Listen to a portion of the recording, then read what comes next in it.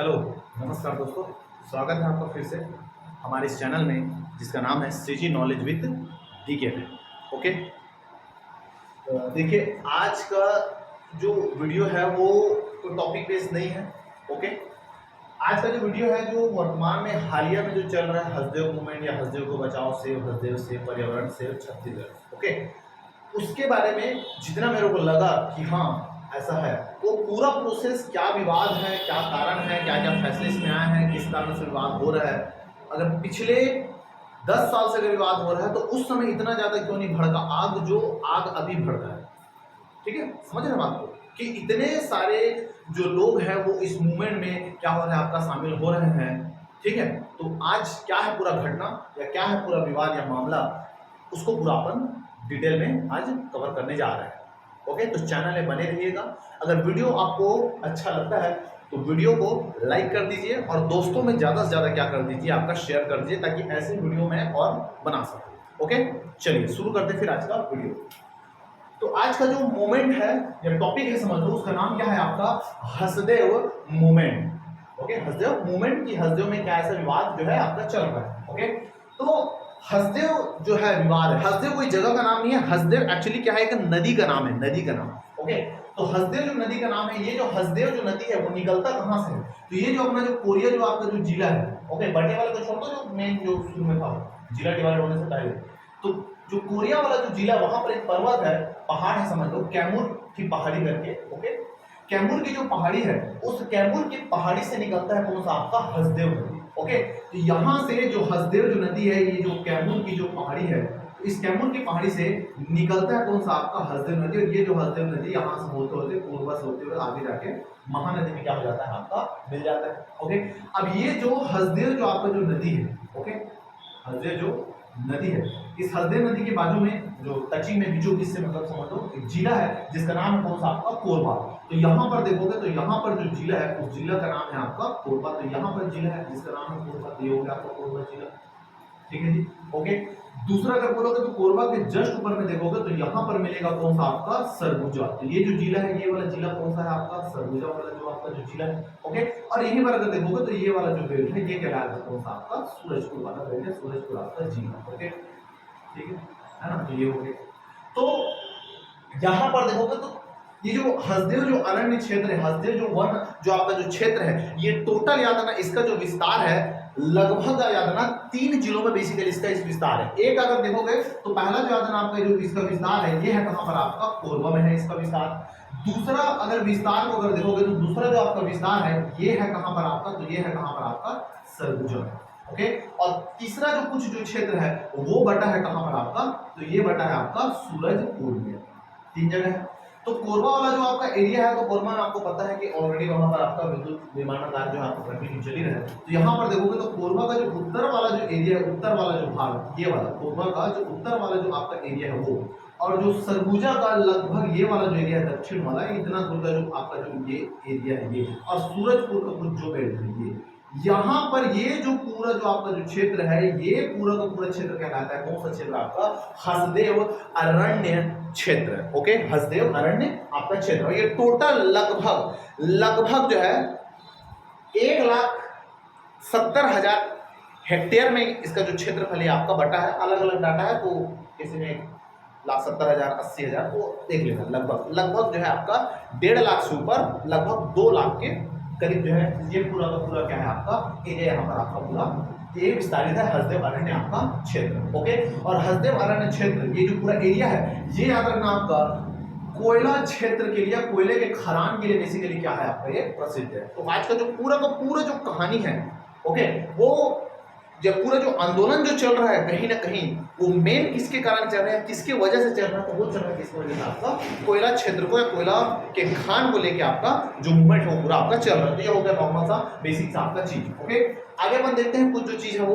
Okay, तो खनिज की अगर बात करें, खनिज, तो यहां पर अगर देखना खनिज का अगर देखते हैं तो जो खनिज है ना,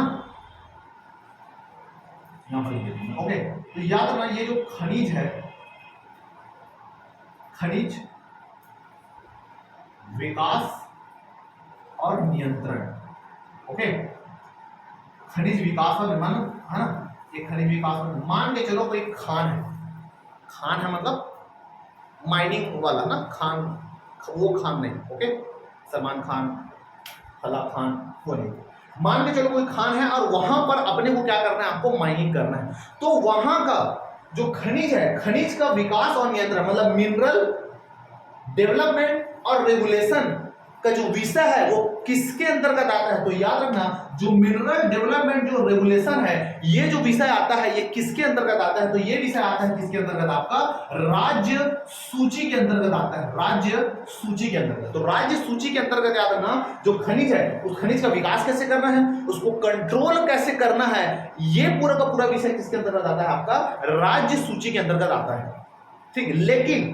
लेकिन याद रखना खनिज खनन से संबंधित जो लेजिस्लेटिव है या जो नियम बनाने का जो अधिकार है, ये नियम बनाने का अधिकार किसके पास है, तो ये है आपका संघ सूची, मतलब आपका केंद्र के हाथ में है।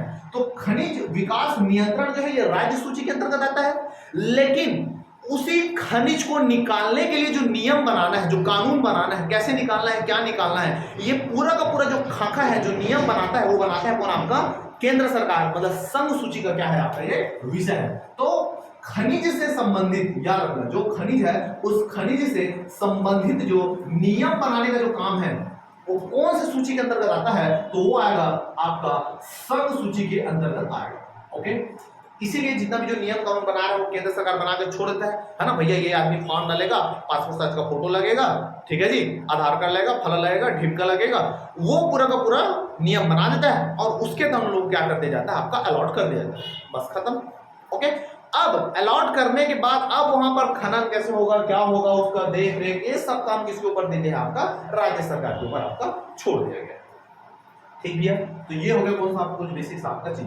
अब यहाँ पर ये देखते हैं कि पहले विशेषता देख लेते हैं कि इस क्षेत्र का क्या ऐसे खासियत है, क्या क्या कैसे खासियत है, क्योंकि ये यही जो खासियत है, इसी खासियत को लेकर जो छत्तीसगढ़ जो हाई कोर्ट में जो पिटीशन लगाए थे, याचिका जो लगाए थे याचिकाकर्ता लोग, उसमें जो प्रशांत भूषण जी जो वरिष्ठ अधिवक्ता है उन्होंने इन्हीं सभी का हवाला दिया है, आगे देखेंगे उसको, ठीक है। तो पहले बात करते हैं कहां पर आपका इनकी विशेषता पर बात करते हैं। तो इनकी विशेषता अगर देखते हैं तो हसदेव जो वनारण्य क्षेत्र है वो वनस्पति की दृष्टि से, जीव जंतु की दृष्टि से बहुत ज्यादा क्या है, आपका जैव विविधता से क्या हुआ है, आपका भरा हुआ है, मतलब पूरे जैव विविधता वाला जो क्षेत्र है कहीं ना कहीं ज्यादातर छत्तीसगढ़ में वो कहाँ है, आपका इसी हसदेव अरण्य आपका क्षेत्र में। तो वनस्पति, जीव जंतु, ओके जी, इसकी क्या है यहाँ पर आपका बहुल्यता है, ठीक है जी। दूसरा चीज ये भी बताया गया है, wild life institute of India, wild life institute of India ने अपने 2021 की रिपोर्ट में बताया है कि ये जो क्षेत्र है पूरा का पूरा क्षेत्र, ये जो है दुर्लभ जीव जंतु, जो विलुप्त प्राय जो जीव जंतु है और जो प्रजाति है ना, उनका एकदम स्पेसिफिक क्या है, आपका ये एरिया है। साथ ही साथ जो आदिवासी जो भाईगण हैं, आदिवासी जो लोग वहां पर जो निवास करते हैं, उनका भी कहीं ना कहीं यहाँ पर जो मेन क्या है, आपका बसेरा है, अगर इसको यहाँ से रिप्लेस कर दिया गया तो पर्यावरण को नुकसान तो होगा, कहीं ना कहीं आदिवासी संस्कृति पर भी क्या हो सकता है, आपका हास होगा, हो सकता नहीं होगा, ओके। तो wild life institute of India 2021 की रिपोर्ट में बताया गया कि आदिवासी जो संस्कृति है उसको जो है हास होगा। उसके अलावा जो दुर्लभ प्रजाति के जो जीव जंतु यहाँ पर निवास करते हैं, जो जंगल है, पेड़ है, उसको भी कहीं ना कहीं क्या होगा, यहाँ पर आपका हनन होने वाला है। साथ ही साथ भारतीय वन्य जीव संस्थान ने जो रिपोर्ट जारी किया था, भारतीय वन्य जीव संस्थान ने जो रिपोर्ट जारी किया था, उसमें भी ये बताया कि ये जो पूरा का पूरा जो एरिया है वो जैव विविधता की दृष्टि से बहुत ही ज्यादा क्या है, आपका महत्वपूर्ण है। अतः इसका विनाश न करके हमको इसका क्या करना चाहिए, विकास जो है आपका करना चाहिए, ठीक है। तो ये जो रिपोर्ट है इन्होंने बताया। आगे अब यहां बताता है आईबीएम क्या बोलता है, आईबीएम का मतलब होता है इंडियन ब्यूरो ऑफ माइंस, भारतीय खनिज या खनन ब्यूरो जो है, जो खनन का काम करता है, जो डाटा पूरा जो निकालता है, जितने भी जैसे डाटा पढ़ते होंगे, जैसे छत्तीसगढ़ में कोयला का भंडारण कहाँ पर है, कैसा है, क्या है, भारत में कहाँ पर है, कौन से राज्य में कितना भंडारण है, वो सबका जो लिस्ट जो डाटा जो जारी करता है वो करता है कौन सा, आपका IBM, Indian bureau of mine, okay. तो ये है ना, इन्होंने बताया कि छत्तीसगढ़ में जो हसदेव वाला जो बेल्ट, हसदेव अरण्य वाला जो बेल्ट है, वहां पर लगभग 5000, यहाँ पर 5100 79 जो मीट्रिक टन यहाँ पर याद रखना कोयले के भंडारण यहाँ पर क्या किया गया है आपका बताया गया है। और ऐसे ऐसे जो है ना, मतलब यहाँ पर टोटल अगर कोयले के भंडार को देखें तो 5179 है ना, 79 मीट्रिक टन यहाँ पर क्या है आपका कोयले का भंडारण है, ठीक है। और ऐसे 23 यहाँ पर क्या है आपका खदान होने का यहाँ पर पुष्टि आपको किया गया है,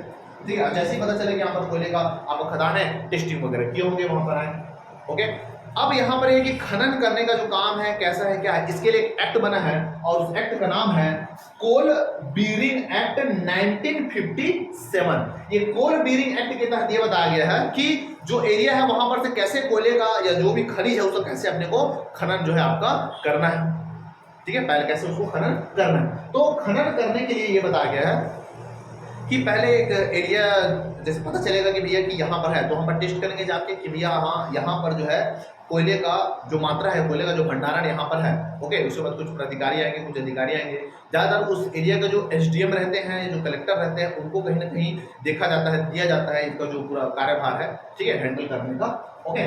तो ये सब देखते हैं, तो ये सब जो नियम कानून है कैसे कैसे कोयले का खनन करना है, क्या करना है, वो जो बताया है एक्ट, उसका नाम है कोल बीरिंग एक्ट 1957 में इसको क्या किया गया है आपका बताया। और जो विवाद जो चल रहा है अभी, ये दोनों का खेल है बस। ये जितना भी जो पिछले 10 साल से खनन हो रहा है, कोयला जो है पिछले 10 साल से निकाला जा रहा है, लेकिन क्या कारण है कि अभी जो है इतना ज्यादा बवाल जो है उबल के उठ रहा है अंदर से, है ना जी। तो इसका जो कारण है ये यहाँ पर अपन देखेंगे, ठीक। तो इतना मेरे को समझ आ गया होगा शायद आपको, इस आपको ओके, विशेषता जो है आपका ये है। अब देखते हैं भैया कि आखिर क्या है इस हसदेव का जो है आपका विवाद, ओके। पिछले कुछ महीने पहले जो है, ओके, हमारे चूंकि छत्तीसगढ़ में जो है कांग्रेस की सरकार है, वैसे ही जो राजस्थान है वहां पर भी जो है आपका कांग्रेस की सरकार है, ठीक है। तो कुछ महीने पहले राजस्थान के जो सीएम है ना गहलोत जी, वो आते हैं छत्तीसगढ़ बासी खाने के लिए, समझ रहे हो जी, वो आते हैं छत्तीसगढ़ बासी खाने के लिए। और बासी खाते खाते बात होता है किसके साथ, हमारे काका के साथ, और बोलते हैं क्या कि राजस्थान में जो है कहीं ना कहीं क्या है आपका विद्युत संकट जो है उत्पन्न होने वाला है, ओके। और हम चाहते हैं कि आपके जो परसा जो कोल ब्लॉक है, परसा कोल ब्लॉक, उसको माइनिंग वहां से जो कोयला खनन करना है और उस कोयले की आपूर्ति के लिए हम कोयले का जो उपयोग है हम उसको क्या करेंगे, विद्युत निर्माण में उसका उपयोग आपका करेंगे, ठीक है। अब काका तो है दयालु भैया, है ना, काका ने बोल दिया ठीक है, तो काका भी जिंदा है, ओके, ये बोल दिया। तो उसके बाद से क्या किया, छत्तीसगढ़ सरकार ने 6 अप्रैल 2022 को अनुमति दे दिया आपका अडानी को कि परसा कोल ब्लॉक है ना, इसको क्या करो माइनिंग के लिए आप उपयोग कर सकते हो ऐसा। अब यहां से जो है कहीं ना कहीं आदिवासी लोग थोड़ा सा भड़के। अब यहां से चलते थोड़ा सा हिस्ट्री पीछे बैक में थोड़ा सा ले जाके देखते हैं, ओके।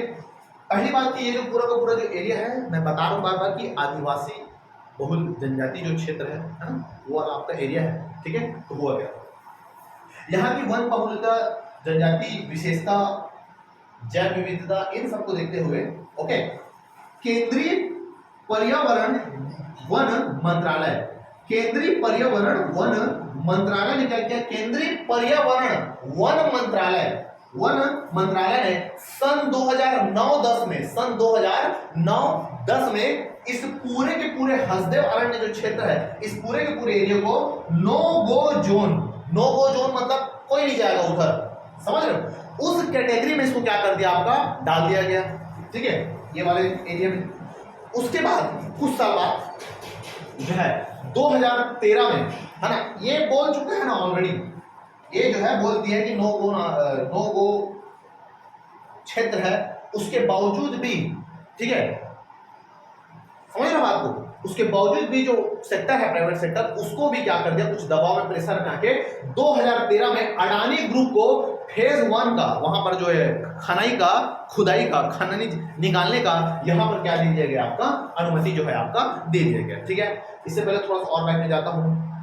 भारत में जो है खनन का जो काम है, खनन करने का जो आपका काम है, ये खनन करने का काम जो है ये सार्वजनिक क्षेत्र का था, जिसका नाम है कोल इंडिया लिमिटेड। वो क्या करता है, खनिज को निकालता है, ये सार्वजनिक क्षेत्र का आपको कंपनी है। उसके बाद जो एक्ट में कुछ संशोधन करके जो है इसमें नियम ला दिया गया कि अब जो है सरकारी जो कंपनी है, जो कोल इंडिया जो लिमिटेड है, उसके अलावा जो है हम जो है खनन का जो कार्य है वो प्राइवेट सेक्टर वाले जितने भी जो समूह है, जैसे अडानी है और जो भी ग्रुप है, उनको भी क्या करते हैं आपका दिया जाता है, ऐसा करके।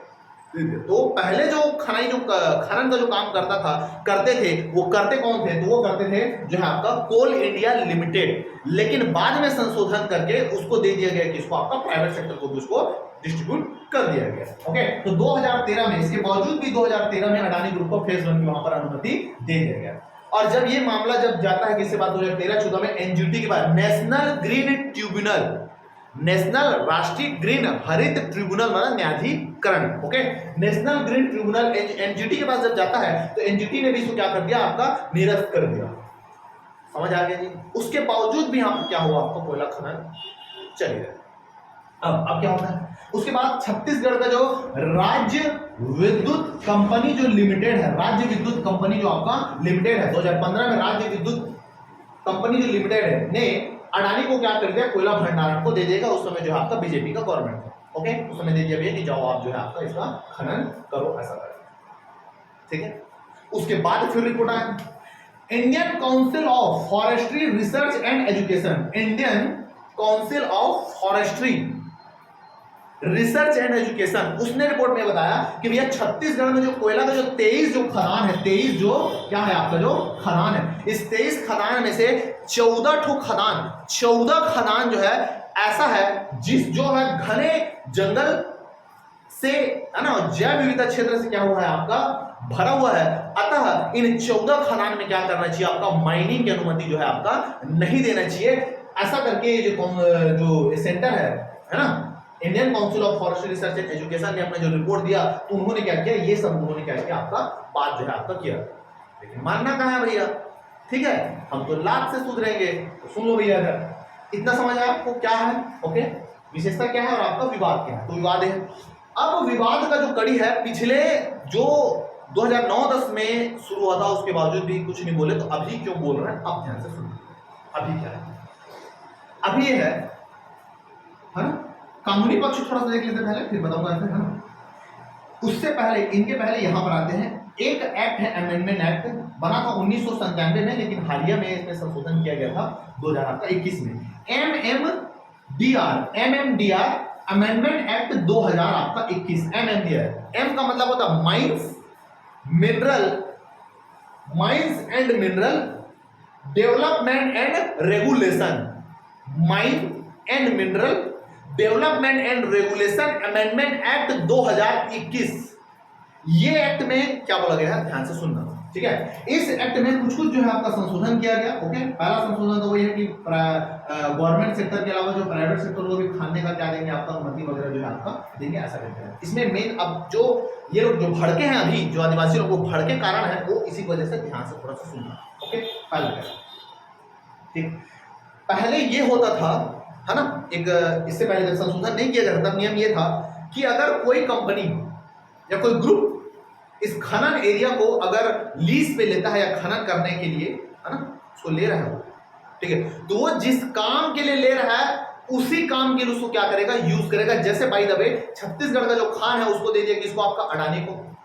अब अडानी को दे दे तो अडानी बोला कि मैं इससे क्या बनाऊंगा, आपका बिजली बनाऊंगा, है ना, अडानी बोले कि मैं इससे क्या बनाऊंगा, बिजली बनाऊंगा। तो वहां पर पहले जो है कैप्टिव माइनिंग बोलते हैं। कैप्टिव माइनिंग का मतलब होता है कि आप जो है जिस काम के लिए ले रहे हैं उसको केवल उसी काम के लिए यूज करेंगे। अगर जितना भी खनिज निकाल रहे हैं, है ना, जितना भी खनिज आप निकाल रहे हैं, उन खनिजों से आप क्या करेंगे, या जो कोयला निकल रहा है उससे आप क्या करेंगे, बिजली बनाएंगे। तो आप केवल और केवल बिजली ही बना सकते हैं, बस, उसके अलावा कुछ नहीं कर सकते। समझ लो बात को, आप केवल बिजली बना सकते। लेकिन ये जो अमेंडमेंट मतलब जो संशोधन जो एक्ट जो आया है, इसके तहत ये बोल दिया गया कि आप जितना वो कर रहे हो उसमें आप जो है 50, अगर आपकी जरूरत पूरा हो जाता है, आपकी जरूरत अगर पूरा हो जाता है कि आपका बिजली जो है पर्याप्त मात्रा बना रहे हैं, उसके बावजूद भी अगर आपके पास अगर कोयला बच जा रहा है तो आप अगर चाहो तो उसको जो है दूसरे को सेल कर सकते हो, दूसरे को बेच सकते हो, या अपने कोई काम के लिए उसका यूज कर सकते हो। तो मतलब 50% जितना भी खनन है उसका लगभग आप 50% जो है वो व्यापार भी कर सकते हो, समझ रहे। और अब ऐसा व्यापारी वाला जब आया, पहले तो भैया करंट बनाना है, बिजली बनाना है, सोनी अपने को बिजली बनाना है, तो जितना करे बिजली बनता है उतना निकाल लेंगे। लेकिन अब पता चल गया भैया उसको बेच भी सकते हैं, तब उसको बेच भी सकते हैं मतलब आप भर भर के एकदम खान खान के पूरा का पूरा जितना भी जो कोयला सबको इकट्ठा क्या कर देंगे, उलट देंगे और तुरंत उसको क्या कर देंगे ना कुछ चक्कर उसको बेच बांध देंगे। तो इससे ये जब आया तो आदिवासी जो उस क्षेत्र के जो संस्था उनको ये लगा कि यहाँ पर जो है अधिक मात्रा में, बहुत ज्यादा मात्रा में पूरे एरिया को क्या करेंगे आपका जो है खंगाल लेंगे, बहुत ज्यादा मात्रा में आपका माइनिंग हो सकता है। पहले जो होता था वो कम मात्रा में होता था, लेकिन इस अमेंडमेंट एक्ट जिसका जो रूल जो रेगुलेशन है इसके तहत ये बोला गया कि यहाँ पर जो है 50% आप सेल भी कर सकते हो या दूसरा काम में भी आपका यूज कर सकते हो। तो ये शंका है कि यहाँ ज्यादा मात्रा में माइनिंग होगा, और ज्यादा मात्रा में माइनिंग होगा मतलब जंगल जल जमीन जो है आदिवासी जो संस्कृति है सब की क्या होने वाला है, आपका धज्जियां उड़ सकती है। इसलिए जो लोग हैं बहुत ज्यादा मात्रा में जो है आपका इसके लिए जो है आपका विरोध कर रहे हैं। ठीक है, वहां से लगभग 250-300 किलोमीटर चल के जो है सीएम आवास गए, है ना, मुख्यमंत्री जी को जो है अपना ज्ञापन सौंपे। उसके अलावा जो राज्यपाल जो है उनको भी कहीं ना कहीं क्या सौंपे, आपका ज्ञापन जो है इन्होंने आपका सौंपा है। तो इस एक्ट की वजह से जो है एकदम डिटेल में नहीं जाना है, अंदर में क्या है कैसा है उतना पेपर में नहीं पूछेगा। ठीक है जी, प्री या नॉर्मल जैसे सीजीओ का पेपर होता है उतना खास नहीं पूछेगा, एरिया से रिलेटेड कुछ नॉलेज आप रख लेना। मेंस में जो ऐसे वाला जो टॉपिक है उसके लिए तो फिर रामबाण है, ठीक है, वो पूछेगा डर है। संस्कृति आदिवासी संस्कृति को लेके वर्तमान में जो उद्योग का जो विकास हो रहा है उससे कहीं ना कहीं गोदेगा ही गोदेगा। ठीक है, तो इसको भैया थोड़ा सा याद रखने को रखना है। ठीक है, तो एमएनडीआर अमेंडमेंट एक्ट, ओके, जितना खनन हो रहा है उसमें जो खनन हो रहा है समझ रहे हो उसको आप सेल भी कर सकते हैं, तो बेचने के लिए जो है कहीं ना कहीं ज्यादा मात्रा में खनन हो सकता है। ये सब कहीं ना कहीं आपका डर है, इससे ठीक नुकसान पर्यावरण को हो सकता है। दूसरा, अब हाँ दूसरा चीज देखोगे तो दूसरा जो आदमी लोग को जो डर है वो इस एक्ट को लेकर है, कोल बीरिंग आपका एक्ट। और इसी कोल बीरिंग एक्ट के जो तहत है ये अभी जो हाई कोर्ट ने जो है आपका फैसला जो है आपका सुनाया और याचिका को दर्ज किया। क्या है कोल बीरिंग एक्ट जो है 1957। ओके, कोल बीरिंग एक्ट के तहत यह है कि कैसे खनन स्थापित करना है, क्या है उसका नियम, जो सेंट्रल गवर्नमेंट जो है इसको जारी करता है या जो बनाता है नियम कानून को, कैसे कैसे है प्रोसेस इसको। उसके अलावा ये भी बोला गया है कि अगर सभी प्रोसेस अगर सही है तो जो सक्षम जो प्राधिकारी है वो उस एरिया में अगर कोयला खनन हो रहा है, अगर कोई आदमी आके अगर उसको रोक रहा है तो जबरदस्ती उसको हटा के वहां पर कोयला खनन किया जा सकता है। तो कहीं ना कहीं जो थोड़ा बहुत जो कंपनी है जो थोड़ा सा एग्रेसिव जो हो रही है वो कारण है कोल बीरिंग एक्ट 1957। तो 1957 का जो एक्ट है ये कहीं ना कहीं क्या करता है आपका एक हावी हो जाता है आदिवासियों के ऊपर, समझ रहे बात को जी, है ना। तो ये कोल बीरिंग जो एक्ट 1950 आपका जो 7 है इस नियम के तहत जो है वहां जाके जो है एकदम क्या बोलना चाहिए वो भावी तरीके से, है ना, या अपने प्रभावी तरीके से वहां पर क्या करना जबरदस्ती कर सकते हैं। तो आपका ये है। अब उसके बाद आदिवासियों को लगा कि जब ज्ञापन वगैरह दिए तो उन्होंने क्या किया, हाई कोर्ट में जो आपका याचिका पेश किया गया, हाई कोर्ट में याचिका पेश किया गया, उसने बताया कि वन अधिकार मान्यता जो आपका कानून है, ओके, वन अधिकार मान्यता जो आपका जो कानून है ना, फॉरेस्ट राइट जो एक्ट है, ओके, 2006 में जो आया उसके अनुसार, और दूसरा जो आपका जो पेसा एक्ट 1990 जो आपका जो 6 है, पेसा का मतलब होता है P for panchayat extension schedule area. और याद रखना जो वन जो हसदेव अरण्य जो क्षेत्र है वो 5वीं अनुसूची के अंतर्गत आता है।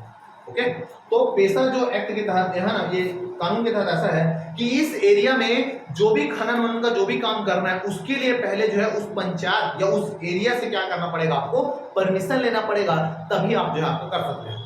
इन लोगों का ऐसा मानना है कि वहां पर जो खनन जो शुरू किया है वहां पर जो फर्जी तरीके से जो है अपन साइन करा के फर्जी डॉक्यूमेंट के माध्यम से यहाँ पर क्या क्या खनन का कार्य जो आपका कर रहा है। तो ये जो पूरा जो मूवमेंट है वो लगभग 10 से 11 साल तक ये पूरा का पूरा मूवमेंट क्या हो रहा है आपका चल रहा है। उम्मीद करता हूँ आपको थोड़ा बहुत या फिर कुछ जो है आपका समझ में आया होगा। ओके, आपको थोड़ा और जानना होगा तो एमएमडीआर जो अमेंडमेंट जो एक्ट है उसको गूगल में जाके सर्च कर लेना, या कोल बीरिंग जो एक्ट है इसके बारे में थोड़ा सा आप पढ़ लेना तो और ज्यादा जो है क्लियर हो जाएगा। तो ये दोनों का जो डर है वो कहीं ना कहीं सता रही है। ओके, अब आते हैं इन सब का होने के बाद जब याचिका दायर किया गया तो याचिका दायर करने के बाद अब छत्तीसगढ़ जो हाई कोर्ट है उनका फैसला क्या है, तो छत्तीसगढ़ हाई कोर्ट ने अभी जो एक दो दिन पहले जो आया था जो फैसला, उस फैसले में साफ साफ बोल दिया गया कि जितने भी याचिका जो करता है, जो याचिका लगा है वो क्या है आपका बेबुनियाद है। ओके, और इसको जो है क्या किया जाता है आपका नहीं माना जाता है, इसको रद्द कर दिया जाता है। तो उसके बाद जो वरिष्ठ जो अधिवक्ता है प्रशांत भूषण, इन्होंने सब क्या दिया, इन सब का हवाले दिया कि भैया उसको जो एनजीटी ने उसको क्या कर दिया आपका रिजेक्ट कर दिया, मतलब है ना, यहाँ पर जो निरस्त कर दिया इसको। उसके अलावा जो बड़े बड़े जो संस्थान है उन्होंने बता रहा है कि जैव विविधता दृष्टि से आपका महत्वपूर्ण है, तो काहे इसमें उंगली कर रहे हो भाई। ये सब उन्होंने प्रशांत जो भूषण जी है उन्होंने क्या दिया, अपना जो है याचिका अपना जो है बात उन्होंने कहा। अब इसी के तर्ज पर कुछ जो याचिका है वो सुप्रीम कोर्ट में भी लगाया गया, तो सुप्रीम कोर्ट ने क्या किया, इन सभी दलील को सुनकर 4 हफ्ते के अंतर्गत सरकार से क्या मांगा है आपका, केंद्र सरकार से, राज्य सरकार से, इनका क्या मांगा है आपका जवाब जो है आपका मांगा गया है। अब देखते हैं आगे जो है आपका क्या होता है। तो ये हो गया पूरा कंप्लीट आज का। ओके, समस्याएं क्या हो सकती है, समस्या पता ही चल रहा है आपका, एक होता है पर्यावरण का खासतौर है, दूसरा आपका हाथी की अगर बात करोगे तो हाथी की जो समस्या है लगातार कहीं ना कहीं क्या हो रहा है आपका बढ़ते हो। थोड़ा सा अगर देखोगे तो छत्तीसगढ़ का जो ये वाला जो बेल्ट है, ये वाला जो बेल्ट, ये झारखंड वाला बेल्ट है, ये वाला बेल्ट बोलोगे तो ये आपका कौन सा एरिया है, ये आपका उड़ीसा वाला एरिया, ये आपका झारखंड है, और ये कौन सा है आपका उड़ीसा वाला बेल्ट। यहाँ पर देखो झारखंड जो है खनिज भंडारण के दृष्टि से बहुत ज्यादा इंपॉर्टेंट है, बहुत ज्यादा मात्रा में वहां पर आपको खनन होता है। तो चूंकि भाई खनन होगा तो जंगल वंगल को उजाड़ेंगे, तो वहां से जो हाथी का जो पलायन हो रहा है हाथी का, तो ये जो हाथी है कहीं ना कहीं क्या कर रहे हैं आपका इधर ही आ रहे हैं, घुस रहे हैं, किसी घर तोड़ रहे हैं, फोड़ रहे हैं। भैया तुम जब घर घुसोगे जंगल में तो वो भी तुम्हारा घर घुसेगा, ठीक है, वही है। तो यहाँ पर जो ज्यादा मात्रा में जो हाथी, छत्तीसगढ़ में हाथी ज्यादा मात्रा में नहीं है, ये पलायन करके आ रहे हैं, वहां माइनिंग हो रहा तो भागने के लिए जाएगा, बंगाली खाड़ी में जाकर तो डूब के नहीं मरेंगे, समझ रहे बात को। इसलिए उन्होंने क्या किया यहाँ पर आया, और इसी कारण ये वाला जो एरिया है अभी बीच में जो है हाथी रिजर्व जो एरिया है उसको बनाने वाले थे, मुझे पता नहीं क्या हुआ। तो ये हाथी की जो समस्या है, ओके, जो जितने भी जो हमला वगैरह जो हो रहा है यहाँ पे सुनो, यहाँ पे देख लो। दूसरा जनजातीय संस्कृति पर एक बहुत बड़ा क्या है आपका ये प्रहार है, बहुत बड़ा एक आघात इसको माना जा रहा है, ठीक है भाई। तो इतने को यार मेरे को जितना लगा इंपॉर्टेंट मैं बता चुका हूँ, ठीक है, और कुछ होगा तो और उसको देख लेंगे बाद में, ठीक है। उम्मीद करता हूँ कि आपको जो है आज जितना भी मैं बताया हूँ वो कहीं ना कहीं आपको समझ में आया होगा, ओके। किसी भी प्रकार का कोई डाउट हो, कोई समस्या हो तो आप नीचे कमेंट में लिख सकते हैं।